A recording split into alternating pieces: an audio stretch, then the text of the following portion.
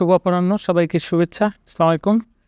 আমরা আজকে দুটো উদ্দেশ্য নিয়ে সমবেত হয়েছি। প্রথম প্রত্যক্ষ যে উদ্দেশ্য, মিস্টার আহমেদ শামীম, ওনার কাছ থেকে আমরা ট্রান্সলিটারেশন প্রতিবর্ণীকরণ নিয়ে শুনব, কিন্তু তার পেছনে একটি উদ্দেশ্য আছে যে আমরা বাংলা ভাষার টেকনিক্যাল বেশ কিছু জাতীয় মান তৈরির লক্ষ্যে কাজ করছি। সেইখানে আজকের এই বক্তৃতা থেকে এবং এই বক্তৃতা পরবর্তী যে ডিসকাশন হবে সেখান থেকে আমরা কিছু নির্যাস নেওয়ার চেষ্টা করব এবং সেই আলোকে একটি স্ট্যান্ডার্ড তৈরি করার চেষ্টা করব, এবং সেটা অনেকগুলো। তো স্বাগত জানাই।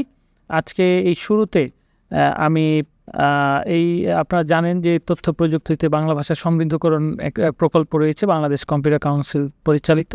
তো সেই প্রকল্পের সম্মানিত পিডি মহোদয় এবং আজকের যার কথা আমরা শুনতে আসছি মিস্টার আহমেদ শামীম এবং প্রকল্প পরিচালক মহোদয় মিস্টার মাহবুব করিম, উভয়কে আমি বিনীত অনুরোধ করছি আমাদের মঞ্চে এসে আসন গ্রহণ করার জন্য।